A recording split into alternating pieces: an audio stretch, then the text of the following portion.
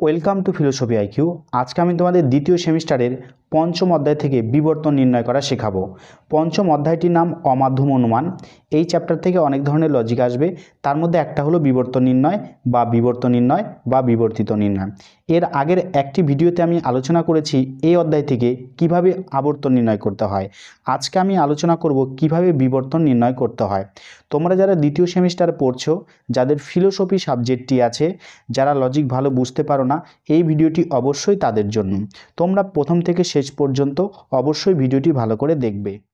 দেখো, বিবর্তন নির্ণয় করতে গেলে প্রথমে কিছু সূত্র জানতে হবে। সেই সূত্রগুলো কি কি আছে দেখে নেওয়া যাক। দেখো, বিবর্তনের ক্ষেত্রে মনে রাখবে, যদি এ বচন থাকে তাহলে সেটা হবে ই বচন, ই বচন থাকলে হবে এ বচন, আই বচন থাকলে হবে ও বচন, এবং ও বচন থাকলে সেটাকে আই বচন করতে হবে। তাহলে আমরা দেখে নিলাম যে বিবর্তনের ক্ষেত্রে কোন বচন থেকে কোন বচনে রূপান্তর হবে। আর কি পরিবর্তন করতে হয়, দেখো, যদি উদ্দেশ্য পদ থাকে সেটা হয়ে যাবে উদ্দেশ্য পদ, আর যেটা বিধেয় পদ থাকবে সেটা কিন্তু বিধেয় পদ হবে, কিন্তু তার আগে একটা অ ঢুকে যাবে। ঠিক আছে। আচ্ছা, এর আগে আবর্তনের নিয়মের মধ্যে কি ছিল, যে উদ্দেশ্য পদটা হয়ে যেত বিধেয় পদ আর বিধেয় পদটা হয়ে যেত উদ্দেশ্য পদ। কিন্তু বিবর্তনের ক্ষেত্রে মনে রাখতে হবে, যেটা উদ্দেশ্য পদ সেটা উদ্দেশ্য পদই থাকবে, এর কোনো পরিবর্তন হবে না। আর বিধেয় পদ যেটা আছে সেটা বিধেয় পদই হবে, কিন্তু তার আগে একটা অ ঢুকে যাবে। ঠিক আছে। আচ্ছা, এরপর আমি উদাহরণ দিয়ে বিষয়টাকে আরো ক্লিয়ার ভাবে তোমাদেরকে বুঝিয়ে দিচ্ছি। পরীক্ষাতে প্রশ্ন দেওয়া থাকবে যে এরকম, যে বিবর্তন নির্ণয় করো, না হলে বিবর্তন নির্ণয় করো, না হলে বিবর্তিত নির্ণয় করো। তাহলে এই তিনটা কিন্তু একই নাম। যদি বিবর্তন, বিবর্তিত বলে তাহলে একই কিন্তু উত্তর হবে, এর কিন্তু কোনো আলাদা উত্তর হবে না। তো প্রথম প্রশ্ন দেওয়া আছে, দেখো, যে সব সাপের বিষ নেই। তো বিবর্তন করতে গেলে, আবর্তন করতে গেলে বা গুণ পরিমাণ লজিকের ক্ষেত্রে যাই করি না কেন, কোনো বাক্য দেওয়া থাকলে প্রথমে কিন্তু সেটাকে বচন করতে হয়। তো আমাদের কাজ কি হবে, এটাকে প্রথমে বচন করতে হবে। বলছে সব সাপের বিষ নেই, এটা কোন বচন হবে? দেখো, সবটা হচ্ছে এ বচনের সংকেত, আর তার সাথে না আছে, তাহলে এ বচনের সাথে যদি নাবাচক থাকে তাহলে সেটা কিন্তু ও বচন হয়। মানে এ বচনের সংকেতের সাথে যদি নাবাচক থেকে যায় তাহলে কিন্তু সেটা ও বচন করতে হবে। আমি এর আগের ভিডিওগুলিতে দেখিয়েছি যে কিভাবে বচন নির্ণয় করতে হয়। তো তোমরা যারা বচন নির্ণয় পারো না, তো তোমাদের প্রথম কাজ হবে যে আমার আগের ভিডিওগুলি দেখে বচন নির্ণয়টা শিখে নাও, তারপরে কিন্তু এই ভিডিওটা দেখবে। তো সব সাপের বিষ নেই, তাহলে এটা কি দাঁড়ালো, না এটাকে করতে হবে ও বচন। তো বচন করতে গেলে যেভাবে বচন করতে হয়, বচন করব যে ও কোনো কোনো কোনো কোনো সাপ নয় বিষধর প্রাণী। তাহলে বচন করলে কি হলো, যে ও কোনো কোনো সাপ নয় বিষধর প্রাণী। ঠিক আছে। একটা জিনিস মনে রাখবে, যখন আবর্তন করেছিলাম তো বচন করার পরে ব্র্যাকেটে লিখেছিলাম আবর্তনীয়। তো এটা আমরা কি শিখছি এখন, বিবর্তন। তাই ব্র্যাকেটে আমরা কি লিখবো, ব্র্যাকেটে লিখতে হবে বিবর্তনীয়। ঠিক আছে। এটা কিন্তু অবশ্যই দিতে হবে, না হলে কিন্তু কোনো নম্বর তোমাদের দেবে না। আচ্ছা, ও বচন থেকে কি করতে হয়, একটু আগে দেখিয়েছিলাম যে ও বচন থাকলে কিন্তু ও বচন থেকে আই বচন করতে হয়। তো এটাকে কি করতে হবে, ও থেকে আই বচনে রূপান্তর করতে হবে, যে আই কোনো কোনো। আচ্ছা, এরপরে কি হয়, একটু আগে তোমাদের দেখালাম যে বিবর্তনের ক্ষেত্রে উদ্দেশ্য পদটা কিন্তু উদ্দেশ্য পদই থাকবে, এবং বিধেয় পদটা বিধেয় পদই থাকবে, কিন্তু তার সাথে কি হবে, একটা অযুক্ত হবে। তাই এখানে করলে কি হবে, যে না আই কোনো কোনো সাপ হয় অবিষধর প্রাণী, এটা ছিল বিষধর প্রাণী, তার সাথে কি হবে, একটা অ ঢুকে যাবে। তাহলে কি লিখবো, যে আমরা অবিষধর প্রাণী, এটা কিন্তু এইভাবে করতে হবে। ওকে। আচ্ছা, যেহেতু বিবর্তন নির্ণয় করছি, প্রথমে লিখলাম বিবর্তনীয়, এরপরে ব্র্যাকেটে কি লিখবো, এরপরে ব্র্যাকেটে লিখবো বিবর্ত। আচ্ছা, বিবর্ত লিখলেও হবে বা বিবর্তিত লিখলেও হবে। আর একটা জিনিস কি মনে রাখতে হবে, একটু আগে যেটা বললাম, যেটা উদ্দেশ্য পদ আছে উদ্দেশ্য পদটা হয়ে যাবে উদ্দেশ্য পদই, আর যেটা বিধেয় পদ আছে বিধেয় পদ, এই বিধেয় পদটার সাথে কি হবে, একটা অ ঢুকে যাবে, অবিধেয় পদ হবে। এটাকে কিন্তু খেয়াল রাখতে হবে। তাহলে যেটা উদ্দেশ্য পদ আছে সেটা উদ্দেশ্য পদই হয়ে যাবে, আর যেটা বিধেয় পদ আছে সেই বিধেয় পদটা এসে এখানে অবিধেয় পদ হয়ে যাবে। এটাই হচ্ছে বিবর্তনের কিন্তু নিয়ম, বা এইভাবেই কিন্তু বিবর্তনগুলো করতে হয়। ওকে। আচ্ছা, 2 নম্বর প্রশ্ন আছে, দেখো, পশু পাখি নয়। ফার্স্ট কাজ কি, অবশ্যই বচন করব আমরা। তো বচন করতে গেলে দেখো, পশু পাখি নয়, তো এটা কোন বচন হবে, পশু কি কখনো পাখি হয়, নিশ্চয়ই হয় না। তো এটা নির্দিষ্ট করে নাবাচক আছে, এটাকে আমরা ই বচন করব। তো ই বচন করলে কি হবে, এলেপ দিব, ই কোনো পশু নয় পাখি। আচ্ছা, ব্র্যাকেটে কি লিখবো, যেহেতু বিবর্তন নির্ণয় করছি তাই ব্র্যাকেটে লিখতে হবে বিবর্তনীয়। ব্র্যাকেটে লিখবো আমরা বিবর্তনীয়। আচ্ছা, ই বচন থেকে কোন বচন হয় একটু আগে দেখালাম যে ই বচন থাকলে করতে হয় এ বচন, তাহলে এটাকে এখন আমরা এ বচনে রূপান্তর করব। কি লিখবো, যে এ সকল, এ বচন যেভাবে করে সেভাবে করতে হবে। এ সকল পশু হয়। আচ্ছা, যেহেতু উদ্দেশ্যপদ উদ্দেশ্যপদই থাকছে, এখানে দেওয়া আছে উদ্দেশ্যপদ উদ্দেশ্যপদ, আর বিধেয় পদের সাথে একটা অ ঢুকে যাবে, তাহলে পশুটা পশু হলো, আর পাখির আগে কি ঢুকবে, একটা অ ঢুকে একটু হাইফেন দিব, যে অপাখি। আচ্ছা, ব্র্যাকেটে কি লিখবো, ব্র্যাকেটে লিখবো বিবর্ত বা বিবর্তিত লিখলেও হবে। 3 নম্বর প্রশ্নটি দেওয়া আছে যে কিছু ছাত্র বিতর্কে দক্ষ। ফার্স্ট কাজ বচন করতে হবে, কোন বচন হবে, কিছুটা আই বচনের সংকেত প্লাস তার সাথে বাক্যটা কিন্তু হ্যাঁবাচক আছে, তাহলে কিছু প্লাস তার সাথে হ্যাঁবাচক আছে, তাই এটা আই বচন করতে হবে। তো আই বচন করবো এলএফ দিয়ে, আই কোনো কোনো ছাত্র হয় বিতর্কে দক্ষ। আচ্ছা, বচন করলাম, বচন করার পর ব্র্যাকেটে কি লিখবো, যেহেতু বিবর্তন শিখতে তাই লিখবো আমরা বিবর্তনীয়। ওকে। আচ্ছা, আই বচন থাকলে কোন বচন হয় একটু আগে দেখালাম যে আই বচন থাকলে সেটাকে ও বচন করতে হয়, তাহলে ও বচন লিখবো ও কোনো কোনো। আচ্ছা, এই উদ্দেশ্যপদ নিশ্চয়ই চেঞ্জ হবে না, উদ্দেশ্যপদটা উদ্দেশ্যপদই হবে, আর বিধেয় পদটা বিধেয় পদ হবে, তার সাথে একটা অ ঢুকে যাবে, তাহলে ও কোনো কোনো ছাত্র। আচ্ছা, নয় ও বচনে কি দিয়ে করে, কোনো কোনো নয় দিয়ে করে, তাহলে ও কোনো কোনো ছাত্র নয় অবিতর্কে দক্ষ, অবিতর্কে দক্ষ। আচ্ছা, কেউ যদি করে যে ও কোনো কোনো ছাত্র নয় বিতর্কে অদক্ষ, সেটাও কিন্তু হবে। ওকে। আচ্ছা, 4 নম্বর প্রশ্ন আছে দেখো, সৈনিকরা কখনোই বিশ্বাসঘাতক নয়, তাহলে কখনোই, আর তার সাথে আছে দেখো নয়, তাহলে এখানে দেখা যাচ্ছে কখনোই এবং তার সাথে আছে নয়, তাহলে কখনোই নয় এটা কোন বচনের চেনার সংকেত, কখনোই নয় এটা কিন্তু ই বচনের চেনার সংকেত, তাই এটা ই বচন করতে হবে। তো বচন করব আমরা ই, ই কোনো সৈনিক নয় বিশ্বাসঘাতক, ই কোনো সৈনিক নয় বিশ্বাসঘাতক। ব্র্যাকেটে কি লিখবো, ব্র্যাকেটে লিখবো বিবর্তনীয়। ঠিক আছে। আচ্ছা, ই বচন থেকে কোন বচন হয় একটু আগে দেখিয়েছিলাম যে ই বচন থেকে এ বচন করতে হয়, তাহলে এই বচন করলে কি হবে, এ সকল সৈনিক হয়, এ সকল সৈনিক হয় অবিশ্বাসঘাতক,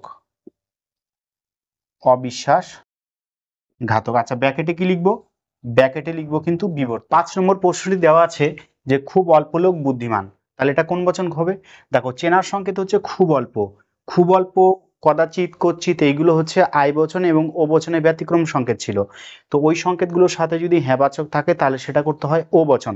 তো এখানে খুব অল্প আছে প্লাস বাক্যটা হ্যাঁবাচক আছে, তাই এটা কোন বচন হবে, ও বচন হবে। তো প্রথমে আমরা বচন করব ও বচন, ও কোনো কোনো,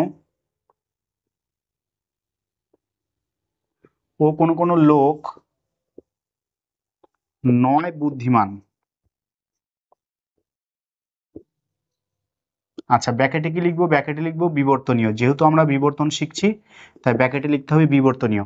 আচ্ছা, ও বচন থেকে কোন বচন হয়, ও বচন থেকে কিন্তু করতে হবে আই বচন, তাহলে আই কোনো কোনো। আচ্ছা, এরপর কি করবো, লোকটা লোকই থাকবে, তাহলে আই কোনো কোনো লোক হয়, বুদ্ধিমানের সাথে কি ঢুকবে, একটা অ ঢুকে যাবে, তাহলে কি হবে অবুদ্ধিমান। আচ্ছা, ব্র্যাকেটে কি লিখবো, ব্র্যাকেটে লিখবো বিবর্ত। ওকে। তাহলে 5 নম্বর প্রশ্ন হলো। 6 নম্বর প্রশ্ন দেওয়া আছে দেখো, জবা ফুলের গন্ধ নেই, তাহলে জবা ফুলের গন্ধ নেই এটা নির্দিষ্ট করে নাবাচক বলছে, তাই এটাকে ই বচন করতে হবে। তো ই বচন করব প্রথমে আমরা, ই কোনো জবা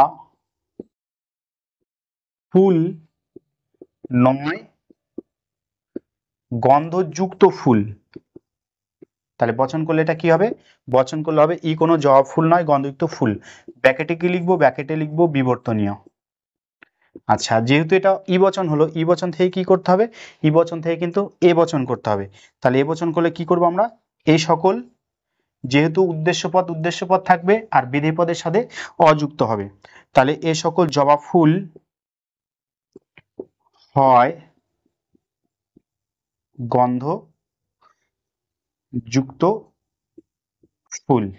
আচ্ছা, যেহেতু বিধেয় পদের সাথে কি যুক্ত হবে, বিধেয় পদের সাথে কিন্তু এখানে একটা অযুক্ত হবে, তাহলে কি লিখবো, অগন্ধযুক্ত ফুল, মানে এ সকল জবা ফুল হয় অগন্ধযুক্ত ফুল। ব্র্যাকেটে কি লিখবো, ব্র্যাকেটে লিখবো বিবর্ত বা বিবর্তিত। 7 নম্বর প্রশ্নটি দেওয়া আছে, কিছু মানুষ অধার্মিক, তাহলে এখানে চেনার সংকেত কি আছে? চেনার সংকেত আছে কিছু। আচ্ছা, কিছুর সাথে বাক্যটা যদি হ্যাবাচক হয়, কিছু, কিছু কিছু, অধিকাংশ, অনেকাংশ, এগুলো হচ্ছে আইবচনের চেনার সংকেত। তো এখানে কিছু শব্দ আছে প্লাস বাক্যটা হ্যাবাচক আছে, তাই এটাকে আইবচন করতে হবে। তো আইবচন করলে প্রথমে কি হবে? আইবচন দিব আমরা এলেফ। আই কোনো কোনো মানুষ হয় অধার্মিক। আচ্ছা, ব্র্যাকেটে কি লিখবো? ব্র্যাকেটে লিখবো বিবর্তনীয়। তো প্রথম কাজটা এটা আমাদের করতেই হবে। তো এখন দেখো, এখন যে ৩-৪টা উদাহরণ করব, এই উদাহরণগুলো একটু ভালো করে দেখবে। এখানে কিন্তু কিছু ব্যতিক্রম জিনিস আমরা শিখব। যেমন কিছু মানুষ অধার্মিক, তাহলে এটা হলো আই কোনো কোনো মানুষ হয় অধার্মিক, বা অধার্মিক ব্যক্তিও তুমি দিতে পারো। তো আই বচন থেকে কোন বচন হবে? আই বচন থেকে এটাকে করতে হবে ও বচন। তাহলে ও কোনো কোনো মানুষ নয়। আচ্ছা, এখানে অধার্মিক আছে, আমাদের নিয়মে কি বসবে? একটা অ বসবে। তাহলে অধার্মিক লিখবো, আর ব্র্যাকেটে কি লিখবো? বিবর্ত। তো এরকম যদি কেউ করে দাও তাহলে কিন্তু তার ভুল হয়ে যাবে। কেন ভুল হবে? এখানে দেখো যে অধার্মিক আছে, অধার্মিকের মধ্যে ধার্মিকটা হচ্ছে মেন শব্দ, তার আগে একটা অলরেডি অ ঢুকে আছে। তো এরপর যদি আমরা আর একটা অ দিই তাহলে কি হলো? অধার্মিক হলো, দুটো অ হয়ে গেল। তো দুটো অ তখন কাটা যাবে, শুধু ধার্মিক শব্দটা বসবে। ওকে। আচ্ছা, এই যে আমরা যখন বিধেয় পদের সাথে অযুক্ত করি, অযুক্ত করা মানে ওই পদটাকে বিরুদ্ধ পদ তৈরি করা। ওকে। তো যদি বলি যে অধার্মিক, অধার্মিকের বিরুদ্ধ পদ কি? অধার্মিকের বিরুদ্ধ পদ হচ্ছে ধার্মিক। আর যদি বলতো ধার্মিক, তাহলে ধার্মিকের বিরুদ্ধ পদ কি হতো? তখন কিন্তু অযুক্ত হতো। আর এখানে যেহেতু অ আছে, তাই এই অ আর এই অ কাটা চলে যাবে, শুধুমাত্র ধার্মিক হবে। তো তোমরা কি করবে? হয় এরকম লিখে অটা কেটে দিতে পারো, আর না হলে ডাইরেক্ট তুমি কি করবে? না, এরকম লিখে দিবে যে ও কোনো কোনো মানুষ নয় ধার্মিক। ডাইরেক্ট এটুকু লিখলেও হবে, আর ব্র্যাকেটে যেটা দেওয়া সেটা দিয়ে দিবে, তাহলে ক্লিয়ার হবে। ওকে। আচ্ছা, ৮ নম্বর প্রশ্ন আছে, দেখো অসৎ মানুষ আছে। তাহলে এখানে চেনার সংকেত কি আছে? এখানে কিন্তু কোনো চেনার সংকেত নেই। আর আমরা আইবচন যখন শিখি তখন ২ নম্বর স্টার চিহ্নে ছিল যে যদি বাক্যটা অনির্দিষ্ট করে হ্যাবাচক থাকে তাহলে কিন্তু আইবচন করতে হয়। অসৎ মানুষ আছে, এর মানে কি সব মানুষ অসৎ, না কোনো কোনো মানুষ অসৎ? দেখবা উত্তর আসছে যে কোনো কোনো মানুষ অসৎ। আর কোনো কোনো কোন বচনের সংকেত? আইবচনের সংকেত, তাই এটাকে আইবচন করতে হবে। ওকে। তো বচন করব, প্রথমে এলেফ দিব, আই কোনো কোনো।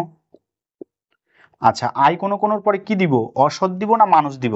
তো এর আগে দেখো যখন আই বচন করায় তখন বলেছিলাম যে যদি চেনার সংকেত না থেকে আই বচন আর ই বচন হয় তাহলে যে শব্দটা আগে বসলে শুনতে ভালো লাগবে সেই শব্দটা আগে চলে আসবে।